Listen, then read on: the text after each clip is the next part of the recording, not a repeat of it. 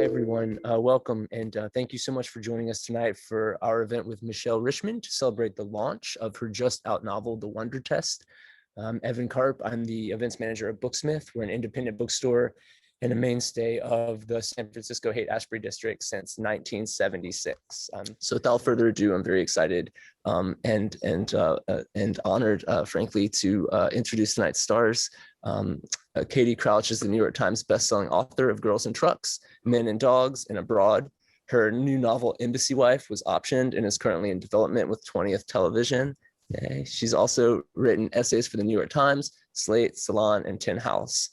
A former resident of San Francisco, Katie now lives in Vermont with her family and teaches creative writing at Dartmouth College.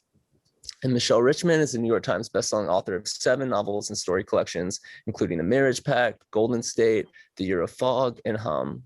She received the Truman Capote Prize for Alabama's Distinguished Writer of the Short Story. Her books have been published in 30 languages. She lives with her husband and son in Northern California, and we are thrilled to have you back in town, Michelle, and so happy to be hosting you here for your new book. Congratulations. And Katie, it's always a pleasure to see you. Thank you so much for joining us and leading the conversation. Thank you, Evan. Thank you. Yeah. Okay, first of all, 30 languages? 30? Yeah, that's mostly The Marriage Pact. Yeah. That's amazing. What's the most random one? Or what's the, I guess not most random, or the least known or the most surprising? I guess the most surprising was probably Serbian, and that was for the Wonder Test. I mean, for The Marriage Pact, not the Wonder Test. Okay, so let me start out talking about this amazing book, The Wonder Test. So the first thing I noticed was that usually you have, I feel like, novels, or at least that I read, that are either really character driven or plot driven. And this seemed like a real amalgamation of both. Like the character, Lena, was so, I empathized with her and I really felt her pain and she was really well developed, but yet the plot just kept building and building and building. So I'm wondering, do you start with character as a writer or do you start with plot? Well, first of all, thank you for doing this, Katie. It's not like you're not busy enough with Embassy Wife coming out next week. So thank you for doing this. And for all of you who are here, we can't see you. So just thank you for being here. It's a little discombobulating. It's Katie and I were talking before we started. It's nice, like you don't really have to think about like which pants or shoes you're wearing, which is the nice thing about a virtual launch. But I've never done one before, so it's kind of interesting to not see the audience, but I can see you, Katie, so that worked. So yeah, so the Wonder Test starts with, so it opens with Lena Connerly, an FBI agent in New York City, coming back home to a small town in Northern California with her teenage son, Rory, right after her husband and Rory's father has died. And he has died in an accident, but around the same time, she has also lost her father to a long illness. And so she's come back to live in his house in this small town in Northern California and clean it out and sort of get her life back in order and take a break from the FBI. So then to answer your question, when I started, like the first idea was the FBI agent, Lena Connerly. Like she was in my mind and the town was in my mind. And the idea of a town where kids are really put through the paces in terms of testing for sort of for the glory of their school. So those were the things that were in my mind, and I had no idea how the plot would play out, but just that we would have this character at a moment of extreme loss and change, trying to figure out how to get through that loss. And what happens when she gets back is she then becomes wrapped up in this mystery in the small town. And of course, being an FBI agent on leave, she is more than happy to sort of get into the details of what's happened, these kids who are going missing in this town, and try to solve it. So it really started, I think, with her character. Yeah. Okay, so it's her character.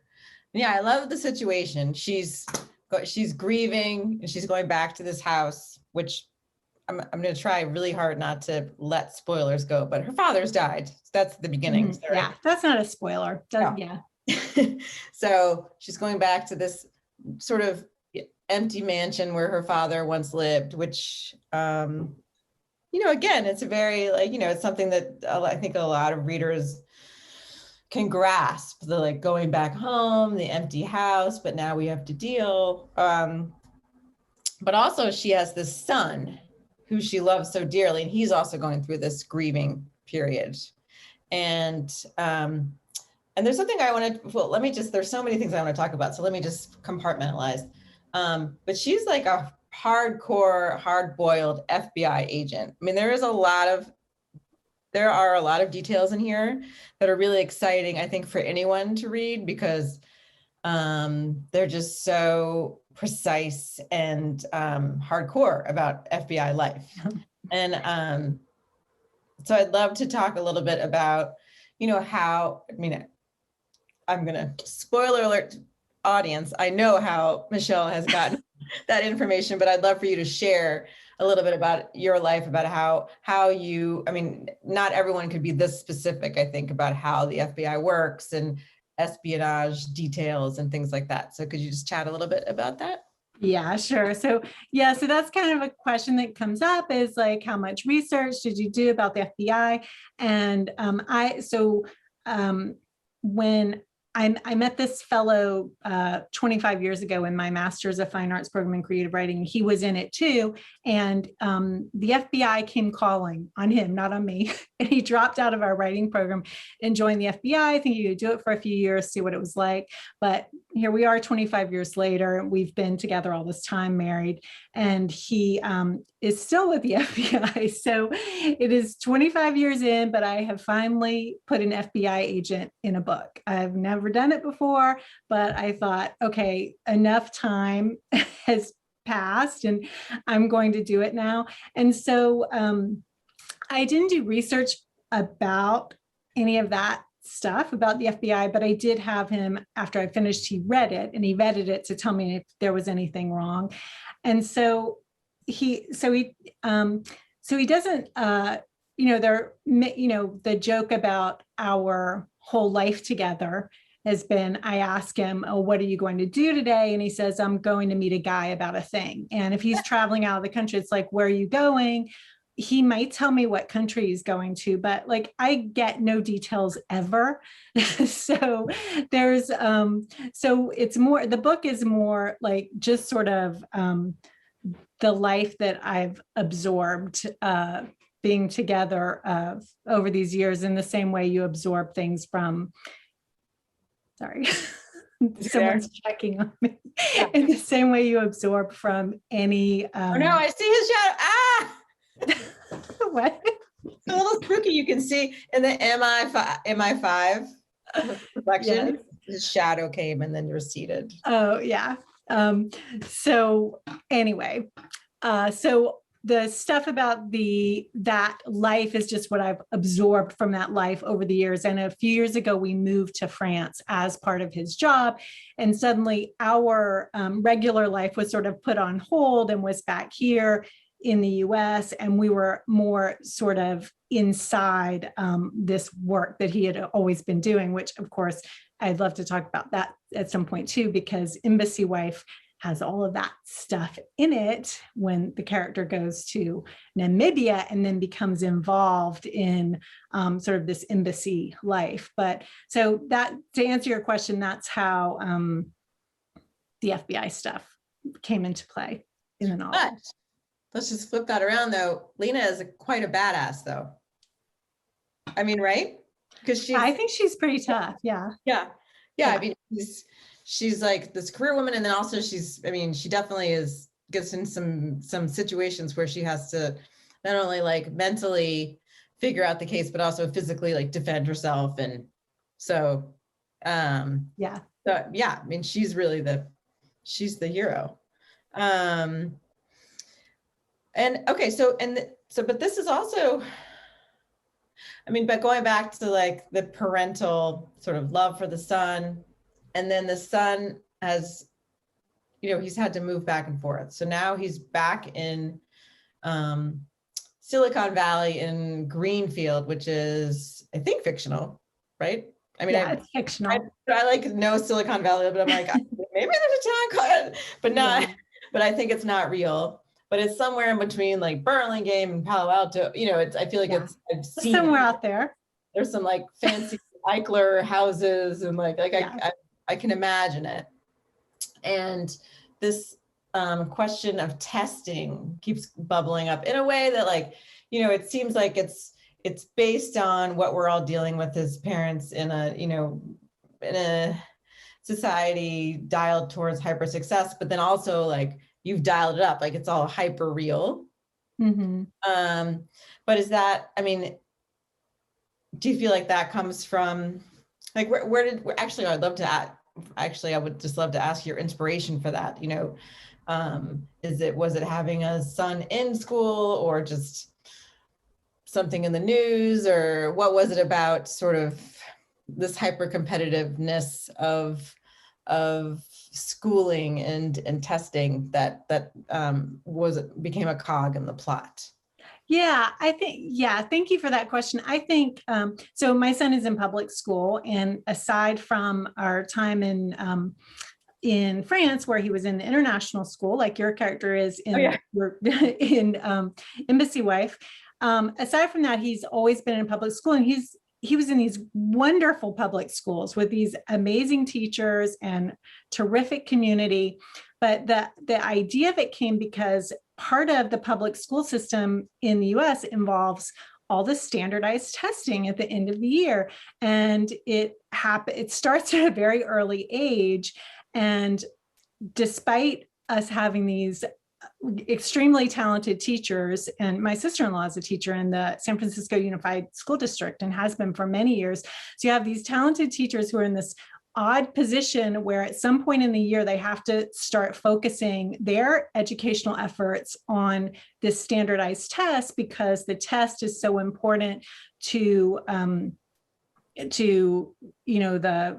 the overall sort of score of the school, like what the school looks like outwardly, even if, and I'm sure different teachers have different feelings about this, but it always seemed like there was so much of an emphasis through no fault of the teachers themselves, but this emphasis on testing. And so with every book, I like to look at something that is normal, that we all or that most of us experience on some level, in this case, testing.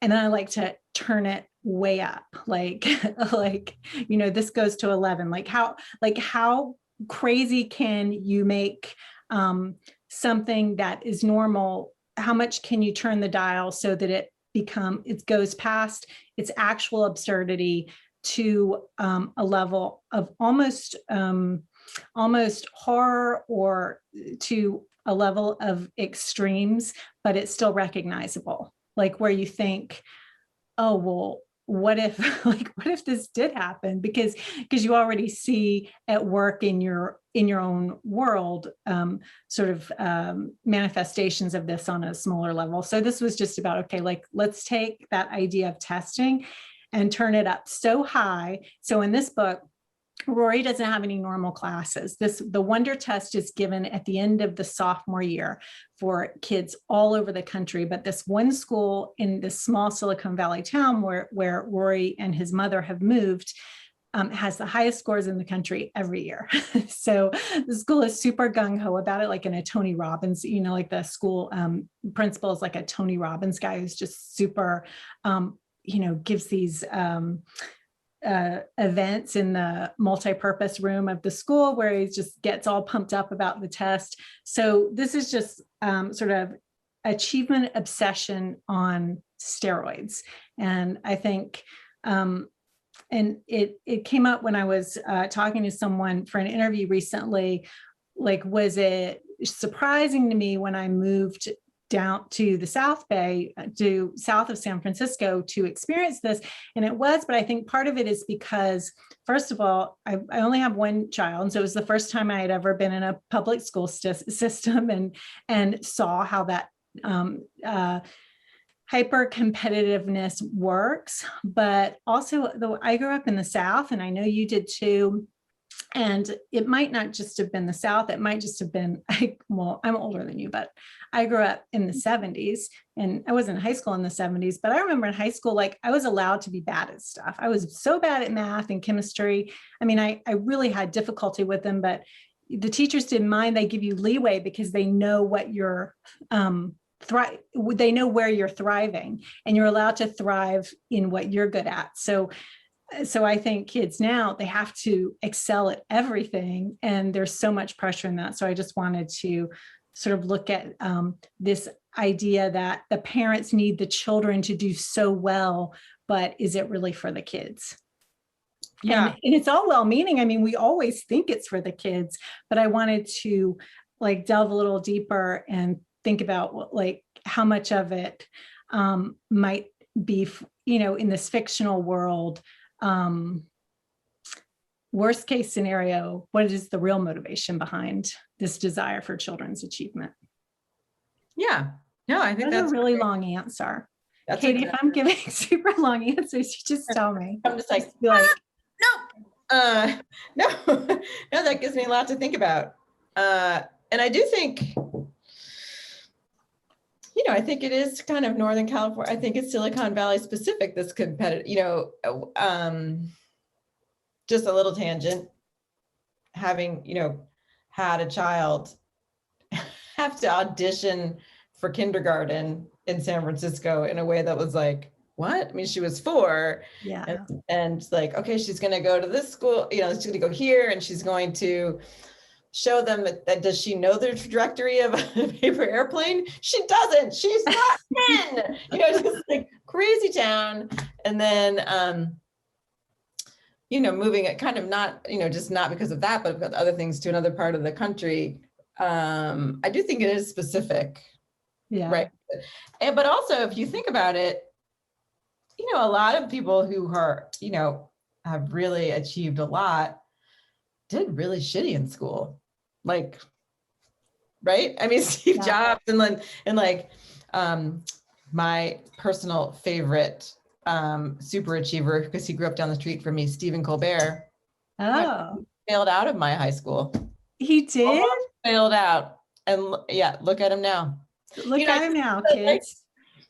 Sometimes it just takes a minute. It just takes a minute. And if you, So I think this book really, it was so great the way that it just sort of skewered all that. I mean, it's a bit of a, it has an edge. And then, but I also think that the mystery part of it is so, I love the way that it's so spooky in a way that, and you mentioned in your book, Shirley Jackson. You have all these little, like, you drop these little boop, boop, boop. I didn't know that Shirley Jackson was North. I thought she was us. I thought she was Vermont. Well, she is, but she lived in Burlingame. I didn't know this until I had lived in this area for quite a while, that she had this house. So she wrote a book called, so Shirley Jackson, for anyone who, like, her name rings a bell, but you don't remember why. She wrote one of the most widely anthologized stories that everybody reads in high school called The Lottery. And The Lottery is the story about the town that gets together and sort of does a drawing and stones someone each year. Like the Hunger Games, but the Hunger Games. Yeah. Yes. Yeah. So it's a horror story, but it's set in this perfect town, and it's not based on, I don't think it's based on any town around here, but she did live in Burlingame, and so I have a scene in the book where the the narrator, where Lena drives by Shirley Jackson's house and sort of notices that everybody knows the sports stars who are from around here, of course, but nobody knows that Shirley Jackson lived in this house and wrote this novel called The Road Through the Wall, about that neighborhood. And it's an interesting novel. It's interesting novel in that it just sort of seems like kind of a light novel about a gossipy neighborhood, but then it turns very it turns very despairing. It doesn't go quite Hunger Games, but it goes into some really creepy places. And so I just wanted to pay a little homage to Shirley Jackson in the book. That's great. And I love that. And I also didn't know she goes, I think that I feel like The Lottery is actually about my town, which is like super perfect. It's super perfect. Mm. Hopefully they can't hear me. I'm right downtown, Norwich, Vermont. Your window is open. I know. They can hear you. My windows are open. We'll let you know if anyone's coming through the window. Yeah. But the reason I thought of Shirley Jackson is because the situation, and I think that's okay. I don't want to, like, again, there's so many like twists and turns in this book that I'm like, I don't want to say, but like the first thing that happens is literally the first thing that happens is there's a boy that comes out of the ocean and he's been missing, and he's not like damaged, but he's just sort of like out of it. Like he's almost like a newborn again, and his head's been shaved, and he literally comes out of the ocean and he can't quite remember what happened. And then he just goes back to school. And the thing about it is so Shirley Jackson-esque, and it's also Michelle Richmond-esque, but like, it's just sort of like the parents just let it happen. They're just like, okay, so that's fine. Like, it's all just so nobody wants to talk about it. No, and it's like, and I love the main, that Lena is like, why is no one talking about this? And the police are like, I don't really know. It's just this thing. It's fine. He's back. It's like, what? It's just so, I love that it's just so like, it's just slightly off, and it's really like lovely. But I'm not going to talk anymore about like the plot, because you guys have to read it. But I do want to talk about how many layers it has, because it also has a lot of social commentary, I feel like. So let me just start with the San Francisco stuff, because it has a very futuristic, like, our character visits a lot of Silicon Valley, sort of Google-esque place, like Silicon Valley companies, right? Mm-hmm. Where she's like served by robots and things like just a little bit over the top, but then you're sort of like, well, actually that could happen. Like, I could totally see that happening. Like, but yet she also like goes to dig for evidence at places like the Dolphin Club, which is, I'd love for you to talk about what the Dolphin Club is, because not everyone knows, and it is such a special place. Well, I think it must be a special place because I've heard people talk about it, but to be honest, I've only been on the outside of the Dolphin Club. I've never been inside. Have you? I mean, I know writers who do the swim. Have you done the swim? I did swim there. I think, and I don't know what, I think I went there though for like a party, but then I did also, like, someone was like, let's swim, and we swam, and it was like effing freezing. And then people were like, and there are sharks. So I was like, and I will just be repeating this experience, but yeah, so it's one of those like old school things that I think San Francisco still has. Like, it's still, yeah. So people who are far braver than people like Katie, for example, go to the Dolphin Club, and they have this swim, or you can swim from the Dolphin Club to Alcatraz. And it's called the Polar Bear Swim, right? Well, I didn't go to Alcatraz, and I went to anyway, but yes. Like, even if you went 5 feet out, that's impressive, because it's freezing and there are loads of sharks. Yeah. So I put, but I've known people have done that swim. I haven't done it, but I do like that area out there. And I do think that San Francisco, I mean, we moved out of San Francisco in 2009, but it's still very much in my heart. And we lived out in the avenues. And I think there are pieces of San Francisco from old San Francisco that you still see. And the Dolphin Club is one of those. The other, which just heartbreakingly closed during the pandemic. And we didn't even make a last visit because we were living in Paris and I would read SF Gate every day. And I saw that Louis was closing, which is just, so, I mean, it's been there forever. And I used to always go there with my son on his way to school for pancakes, but when he was very little, on his way to his preschool. But these old pieces of San Francisco coexist with the newer San Francisco, which includes the blight, which is very much a sad reality of San Francisco, but also the affluence, which has always been a part, but the tech side of it is obviously newer in the last couple of decades. Where the extreme. What is the blight? What is the blight? The blight. Well, for example, like in my old neighborhood where I used to live in the outer Richmond, like there's just more crime, like stabbings and Golden Gate. Like I used to, like Golden Gate Park is where I just went with my baby and we would, stroll around, and now there's stabbings and things like there's just more. I think there's more feeling of being unsettled, restlessness now than there was in the San Francisco that when I lived there.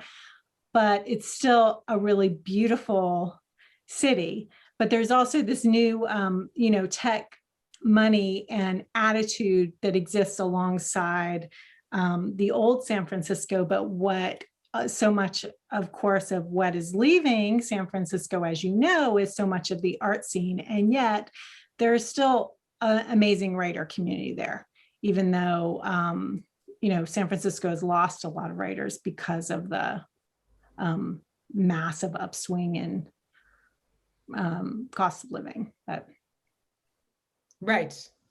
yeah, sometimes things have to move, old things have to move out for new things to come in. Who knows? But what I loved was, I just love the fact that you have this like almost sci-fi, side of your novel up alongside this sort of like, and really descriptive, like what about the Kizar Race? Oh yeah. That was really lovingly like portrayed, and I didn't know, is that real? Because it's not real. And my husband made this up. This is his idea. Oh, but it felt like really like researched and like play by play. It was amazing. There is no Kizar Race. But yes, in the book, her father loved track and field. And so they would always watch track and field together when she was young. And he loved this race that happened in San Francisco called the Kizar Race. And what happened in the most famous iteration of this race was that the rabbit didn't peel off, and the rabbit kept running, and the rabbit won the race against these world-class runners on a day that was drenched in rain, which of course we don't get here anymore. But it was back in the race as written in the book was back in the 70s. And so, yeah, that was just, I feel like that's something that would have happened in San Francisco. I did too. That's why I was like, oh, wow, this must have happened, because it was so like lovingly portrayed. Like so much of this is just, like it just, like, I really thought that and I didn't have time. Also, I kind of hate to Google stuff while I'm reading a novel that I love, because I'm like, that's really, it takes me out of it. Yeah. Well, I just love this book. I mean, just so many things about it. I feel like I don't want to, if I say any more, because there's so many things, but it's just, I just loved it. I was so absorbed and moved and, just excited by it. So I'm going to now ask you about your process a little bit in the little bit of time we have left for the Q&A.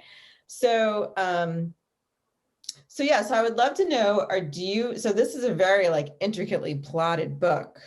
Do you outline? Because it seems like all of your books are the ones that I've read them all, but they all have a little tinge of suspense, as Mhm. well as the character development I was talking about. But do you outline before, or do you know what, sort of where you're going to write to, or how does it work for a really established thriller writer like yourself, or literally? Yeah, so I never outline anything at all. I start with a character in a situation and the knowledge that things have to get really, really bad for her. That's what I know. And they do. They really do. Yeah, they get really bad. um, and this idea that they have to get to a point where no one I know hopefully would ever go, and where I would never go. But they have to start with, it's like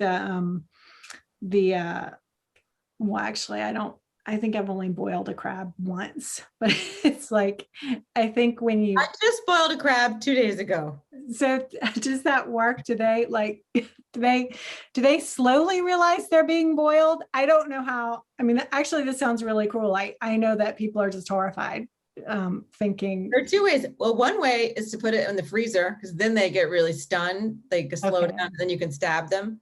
Or you can put them in the hot water, but no, they scrabble around. It's not. Yeah. Yeah.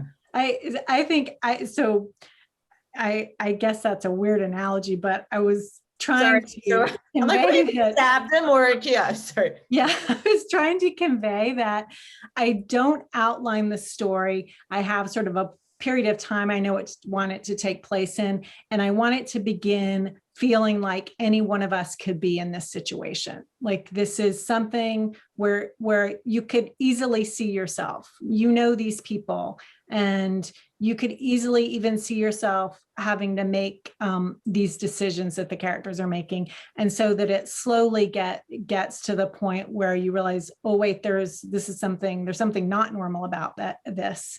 So that's all I know. I don't know what the plot points will be or what the twists and turns will be. I kind of figure that out as I go along. And it's not like the characters speak to me and tell me what I should do, but I kind of figure out, okay, what's the next logical but surprising step.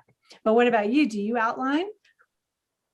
I don't outline, but I'm going to answer that question. But I do want to say just one thing before I answer that question, is that I did totally identify with Lena. And oftentimes when I read books about, like, sometimes when when you see, like, you go in the mystery section and it's like a investigator Katie Crouch mystery, and I'm like, ugh, because like so many times I don't identify with, if it's like a super cool FBI person, like, Yeah. But this character I really did, because she was like a mother, and she was like, at the beginning, she's kind of a disaster. She gets it together, no offense, but like, she's like, but anyway, I just loved that about this book, because often they're like, they start out so smart, and I'm like, I can't, that's not me, but I felt like I really could identify with this super cool FBI lady.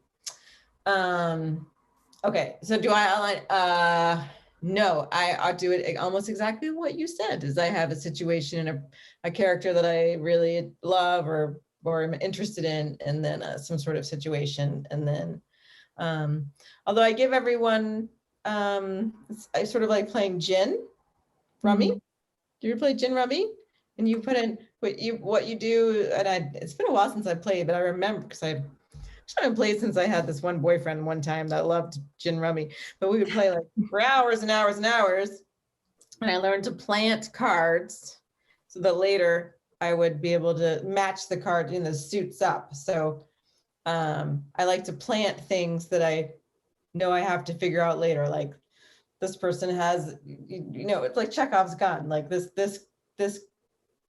marriage isn't working because this guy has a secret, and this person has some sort of weird crime, whatever it is. But like, each character has a secret, and so how are we going to solve that later? Oh, yeah. So you have an idea of the question that you have to answer, but you don't know what the answer is going to be. I don't know. Well, because like the embassy wife, it starts out, it's this fish out of water. Amanda has gone, she's a COO of a tech company, and she's followed her husband as a trailing spouse she doesn't realize she's a trailing spouse. What a terrible term. Terrible term. It's so bad. It sounds like you're a snail and you're just in this like trail of like mucus. Yeah. It's just like the worst. Trailing spouse. But she arrives in Namibia and realizes that people think of her as a, that what they call her is a trailing spouse. But anyway, it starts out so funny. And I mean, it stays really sharp and witty throughout, but then you realize that she's there with her husband for a reason that she does not know. So I'm just curious, like did you know why they were going when you started the book, or were you sort of like in Amanda's mind where you didn't know? No, I knew that he had a secret. Yeah. And that they were there for a reason, that she wasn't privy to, and that she was going to get really pissed off later. And then it was, it could, it was like for a long time. Yeah. And those reasons changed, but then I decided unrequited love always works, doesn't it? Yes. The one that it's always worth traveling across the world for. Yeah. I mean, not that I would know, like I haven't done that, but it sounds like it would be. It would be. Yeah. So I have actually our first question. Oh, good. Yeah. Let's see. Oh, okay. So this is from, should I say who it's from? I'm going to say who it's from. It's from a woman named Liz Carey, because I don't, Liz, hi. See? Oh my gosh. I wish I could see your face. Hi. Thank you for being here. That's exciting. Oh, you got a heart. Yeah. What part of the book what part of the book, is there a particular scene in the book that is your favorite for its details, suspense or intensity, or for a character's transformation? That's a great question, Liz. That's really good. And I, just because we were talking about it, I think the first thing that comes up is the description of the Kizar Mile, this race. But that's almost a standalone, so it's almost kind of a standalone scene, which is really more about the father. So if I could think of something else, I think, and this is probably not about intensity. It's when there are a lot of moments in the book when Lena's just sitting with her teenage son, Rory. And there's one where they're just having a conversation where he's asking her to explain why they really had to leave everything behind in New York after his dad died and come to California.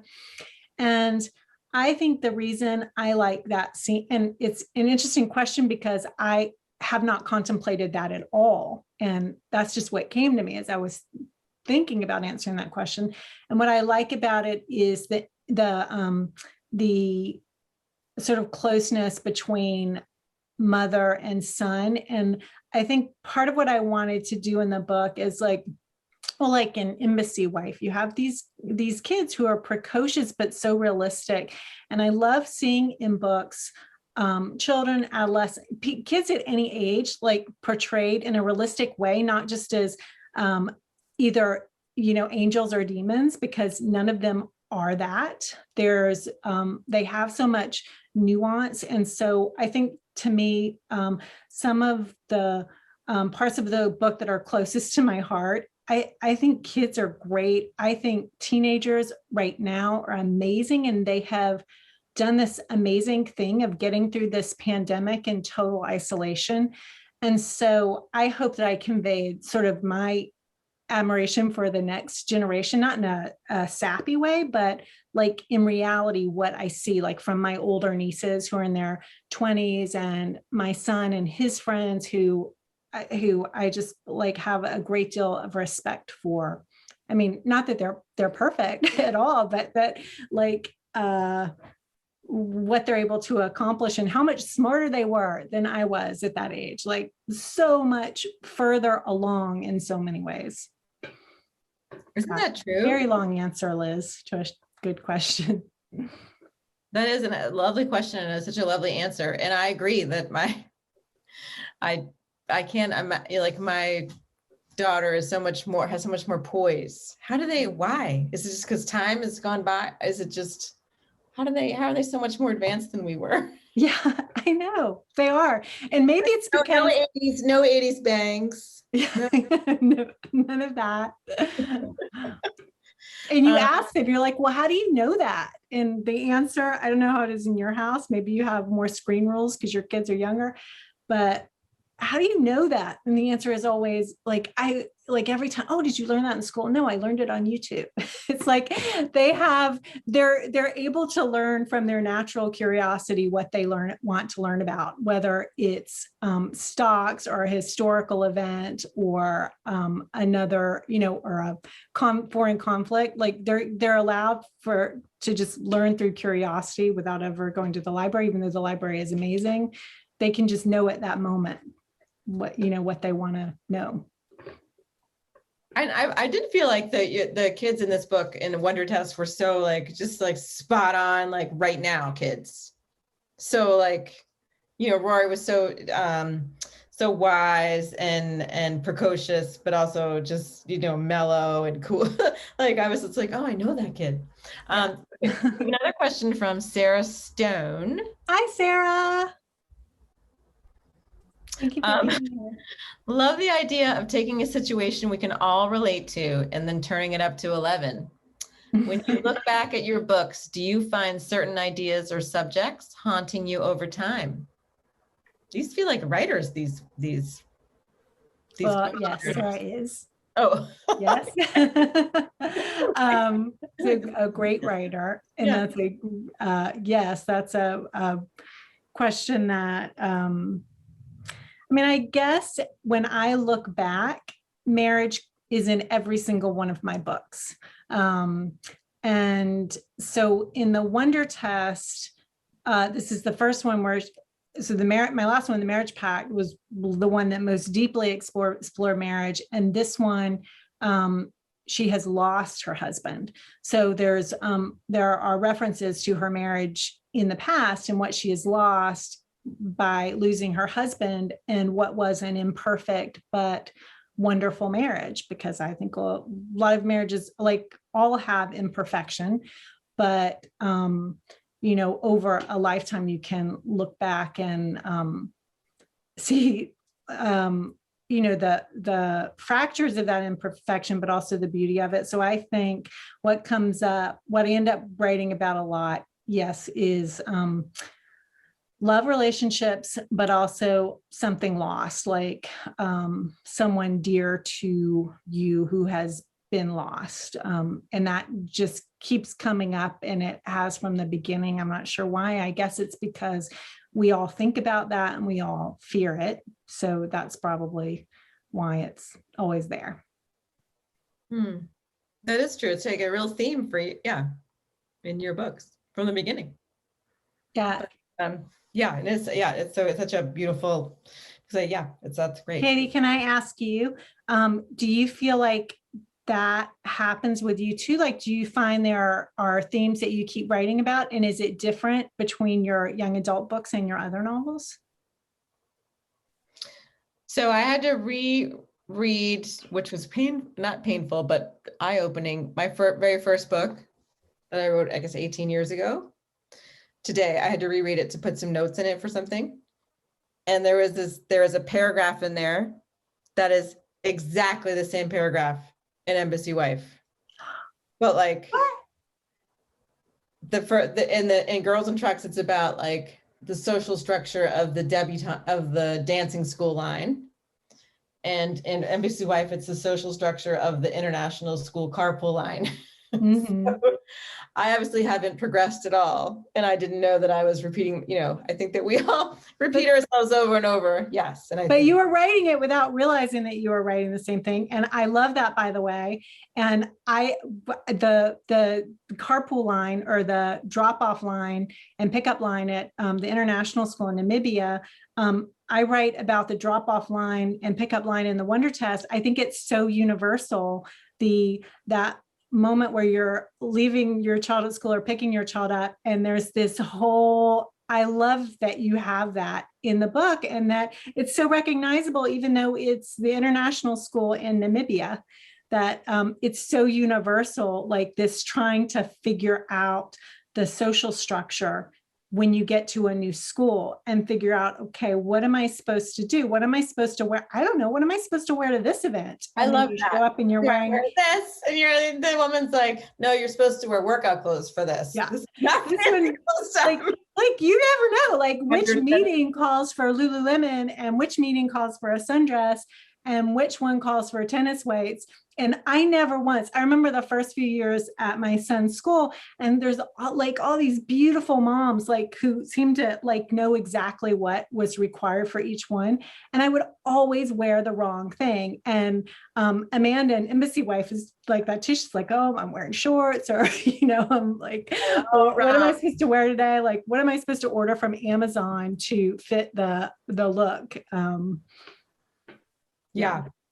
Although, gonna have to say, the other women probably went to the meeting with you and they're like, we're not wearing the right thing. Because Michelle looks I don't think so. I don't think so. I think, like, I think at the beginning, like I was always, what? Southern glamour. We Southerners know it's always dress up, and when in doubt, dress up. When in doubt.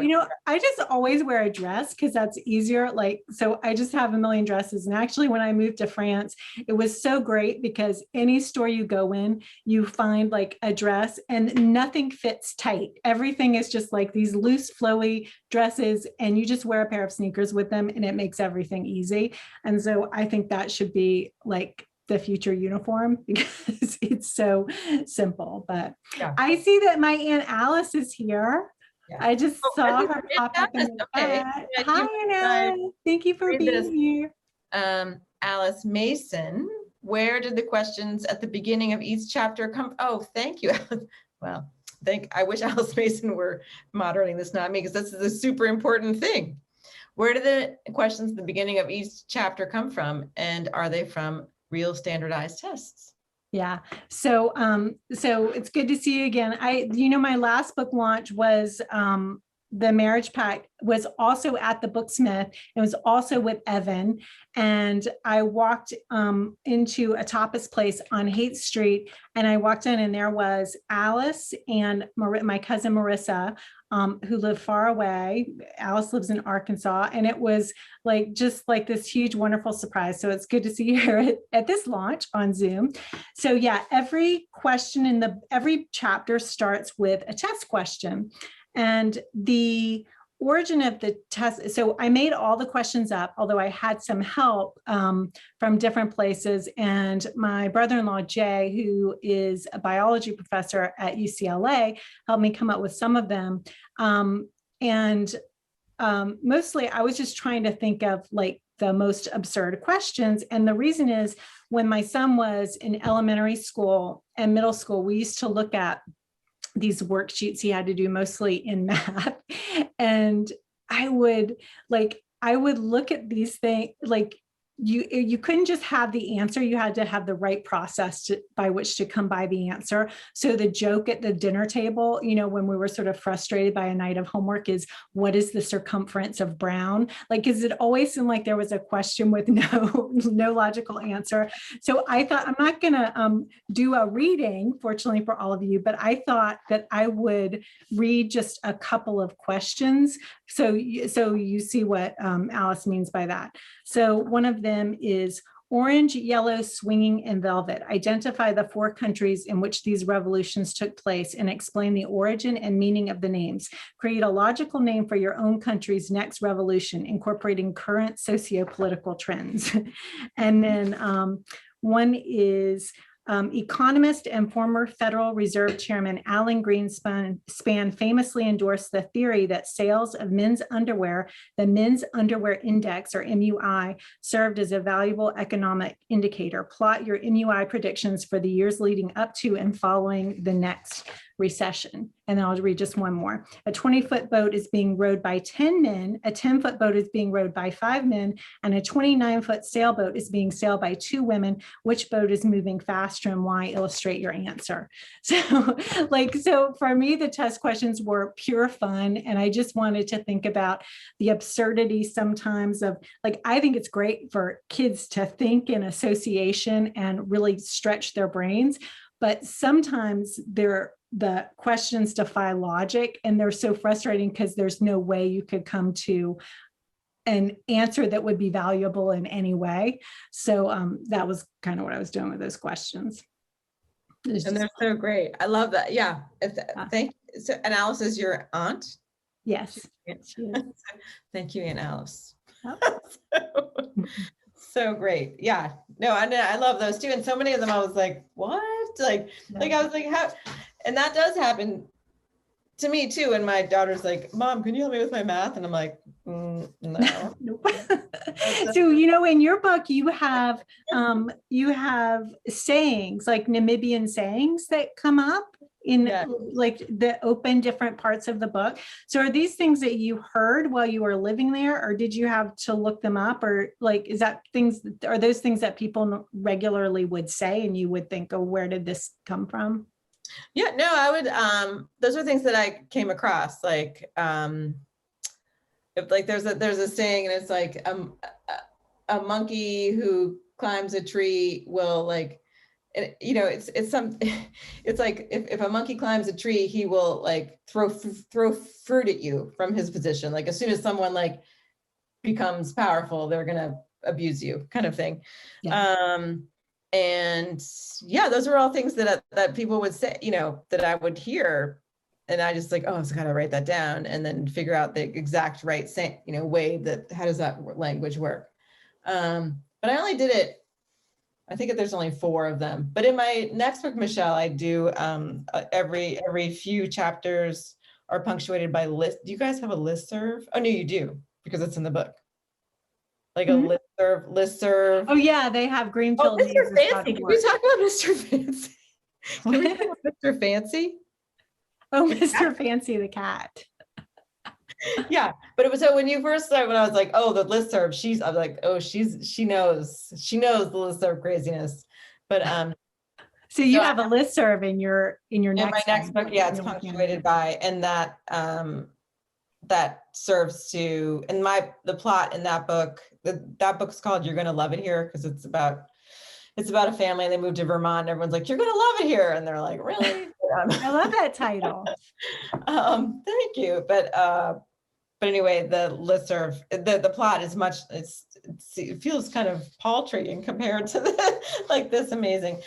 But can we talk about maybe we could end by talking about Mr. Fancy, who is kind of a fanciful, almost like a little bit of a futuristic vibe also, and it's some oh yeah, Mr. Fancy.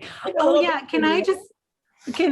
I'm glad you brought up Mr. Fancy, and allow me in our last 4 minutes to go to Crazy Town, because in the book, Lena is deep asleep in her home her father's home in Greenfield, and after she's come back, and she hears a voice say,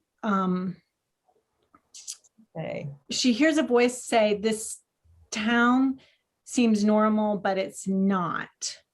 And so she goes down and she creeps through her house. She's nervous because she's still got her paranoia on, and she looks out the window and there's this cat sitting in the driveway. And it turns out it's Mr. Fancy, who keeps getting like sitting up like this. What? And it says he's sitting on his hind legs. So does that mean he's sitting like this, or just kind of like this? That's really a good question. That probably means I just wasn't paying attention. I don't even know what I meant by that, but she realizes, like, she feels like it's the cat talking, but she has, she she feels the cat is speaking. This town seems normal, but it's not. But the Mr. Fancy has also been mentioned on the listserv. Like there's always this guy looking for his cat, Mr. Fancy, but Mr. Fancy is always at her house, and she knows why, because she's seen pictures of Mr. Fancy at his home, and he's always like on these pillows. It looks like he has this luxurious life, which she wants nothing to do with. So Mr. Fancy, the cat, is always hanging out at her house. But the reason Mr. Fancy is in the book was one night I was deep asleep in my house in this vague, not really Greenfield, but Greenfield-like town. And I heard a voice very clearly in a very deep voice say my name. And I freaked out, like there's a man in my house. It's not my husband. And I went and I looked out, because from our window, our front is a row of windows looking onto the driveway. And usually there's a huge deer out there with antlers. But this time there was a cat sitting there. And I thought, oh my God, that cat just said my name, which that's what I mean. I'm going to crazy town. And I haven't seen the cat again, but I was just convinced the cat was speaking to me. And that's why Mr. Fancy is in the book. I know that we're wrapping up now. But then we have a couple more questions from people that you know, so we got to ask them. Okay, quickly. Your mom is here. And she says, and I remember how you've always talked about how difficult Oscar's homework was. Hi there. More of a mom statement. Yeah. Hi. And then Linda Cardoso says, how long did it take you to write the book? And did you write the entire book in France? Hi, Linda. It's good to see you. Good to see you too, Mother. Don't want to leave you out. Linda, I did not write the book in France. I finished a draft of the book before we moved to France. And then when we got to Paris, I thought I'll do a really quick revision.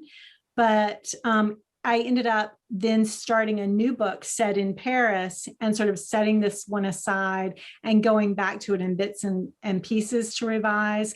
And I think the revision was informed by my life over there in a way. So then my agent sent it out right as the pandemic got underway. And fortunately, it found a wonderful new home at Grove Atlantic, which I see that Sarah Vitale, my wonderful editor at Grove Atlantic, has a question down there. And that'll be our last question. Then I'll let you all go, because I know it's pretty late on the East Coast. So one last question for Sarah Vitale. I don't think it's a spoiler to say that cold water swimming is a thing in the book. Michelle, do you have personal experience swimming in the Pacific? Where and why? Haha, no, I don't. I'm so scared of the cold. I only dip my toes in, and even then I'm afraid of sneaker waves. Maybe there's just, and that's only a West Coast. That's a West Coast thing. Yeah. I mean, I grew up on the Gulf Coast where the waves are warm. Mm-hmm. And so, yeah, I have not gone swimming in the Pacific. I love going to the beach and walking in the fog in a big coat. But no, haven't done any Pacific swimming. But wow. Well, this has been such an honor. And I just hope you guys all just love this book as much as I do, because it's so great. And I just love talking to you, Michelle. Thank you so much, Katie. On your launch day. What? It's your launch day. Congratulations. Oh, yeah. Thank you so much. I love talking to you, and I love Embassy Wife. So I hope you'll all get Embassy Wife too. And it comes out on Tuesday next week. And thank you, Evan, for hosting me again. Anytime. It's always so great to be with a Booksmith. Thank you, Michelle, and congratulations on the Wonder Test. Katie, thank you for leading the conversation. And everybody, thank you for joining us here tonight. Click through just beneath the video and get the book, get signed copies from Booksmith, and we'll ship them right to you, or you can pick them up at the store. Hope to see you all in person soonish, but until then, please take care and stay well, and join us for another virtual event soon. Thanks so much. Bye-bye.